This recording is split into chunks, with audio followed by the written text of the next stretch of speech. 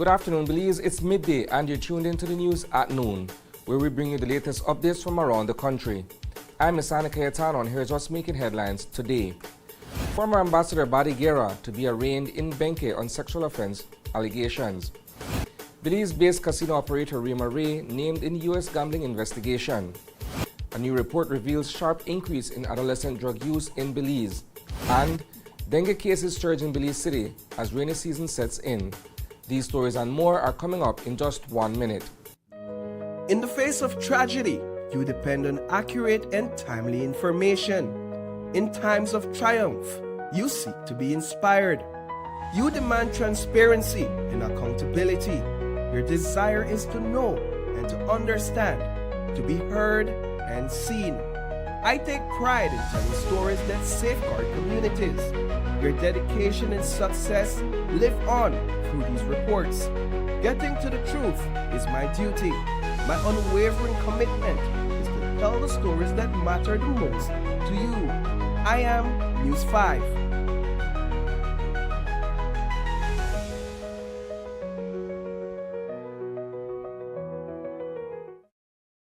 Welcome back. We begin this afternoon with a developing story out of Benque town, where former Ambassador Said Badi Guerra is expected to be arraigned today. Guerra is facing serious allegations involving a sexual offense against a male minor, a case that has drawn national attention. As we reported on Wednesday, Guerra was taken into police custody following a criminal complaint filed on behalf of the minor. He was arrested in his hometown and remains detained as the legal process unfolds. News 5's Tanya Arceo is on the ground in Benque and will bring us a full report on today's court proceedings in our evening newscast.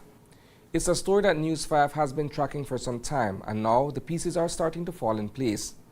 American businesswoman Rima Ray, who runs the Caribbean Blue Casino in San Pedro, is now under investigation by the Florida Gaming Control Commission. If her name sounds familiar, it's because back in 2024, News 5 aired an in-depth investigative report that raised serious concerns about her operations, including the discovery of an unauthorized ATM at the casino that was dispensing US dollars. At the time, we also linked Ray to an adult arcade in Florida, where suspicion swirled that she was running illegal slot machines, a clear violation of Florida law. Fast forward to now, and that very arcade has been shut down. Officially, it's listed as a temporary closure, but there's more to the story. Just this month, the Florida Gaming Control Commission filed an affidavit in Sumter County Court requesting a search warrant. Rima Ray is named as the subject of the investigation. Authorities want access to the premises to seize illegal slot machines, large sums of cash, both U.S. and foreign, financial records, gambling ledgers, phones, computers, and more. According to the affidavit, the commission subpoenaed Ray's TD Bank account records, along with those of her company, American Conglomerate LLC. What they found raised even more red flags. The bank shut down those accounts in March 2025, citing suspicious activity consistent with money laundering. But that's not all. Official Florida records show that Caribbean Blue International LLC is registered under that same American Conglomerate LLC. News 5 has also obtained a copy of a $50,000 transaction from Ray's TD Bank account to a Belize-based company, Belize Management and Consulting. Rima Ray, known locally for her support for the San Pedro Pirates football team, is now at the center of a growing investigation that stretches from Belize to the United States. Adolescent substance use is becoming a serious public health issue across the globe, and Belize is no exception. In fact, the trends here are especially worrying. More and more young people are consuming alcohol, tobacco, marijuana, and even harder drugs at an early age. And that early exposure is raising red flags about their long-term health and the future stability of our communities. Why does this matter? Because starting young often leads to bigger problems down the road, from mental health struggles and poor performance in school to criminal behavior and lifelong addiction. The ripple effects touch families, schools, and the entire public health system.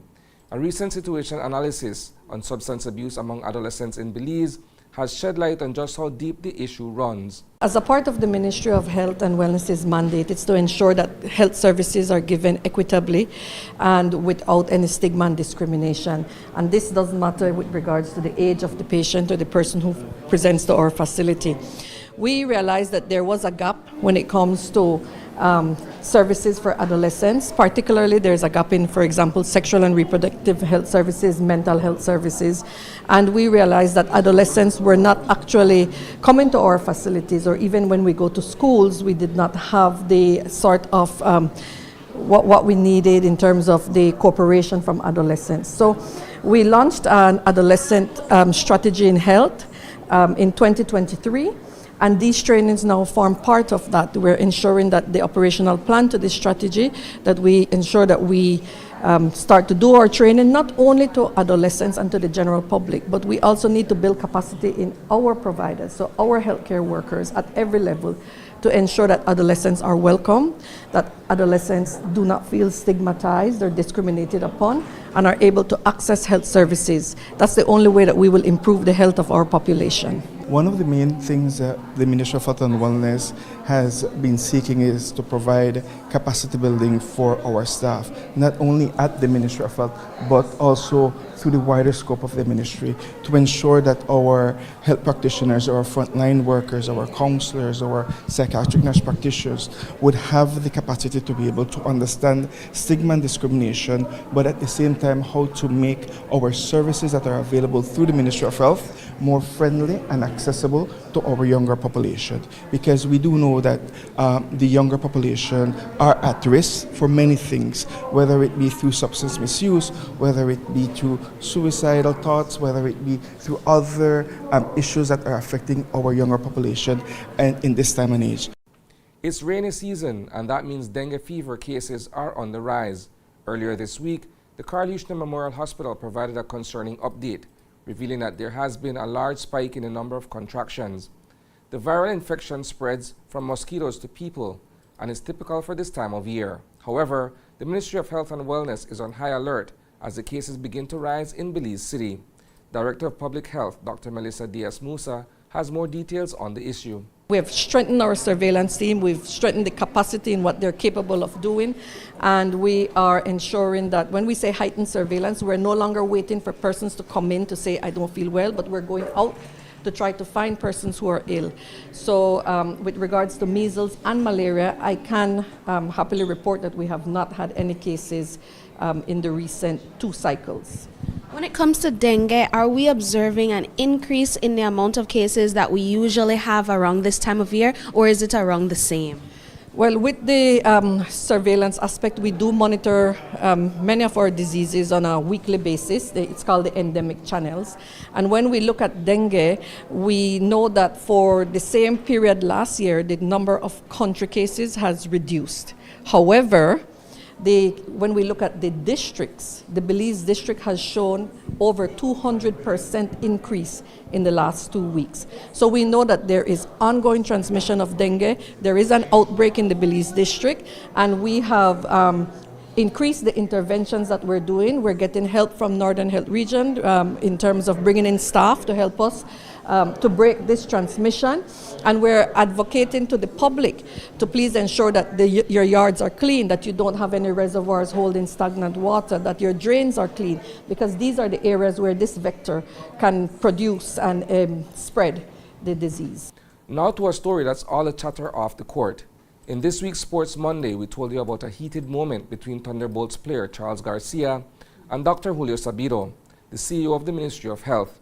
Dr. Sabido was in the stands as a fan when Garcia approached him, and things got tense.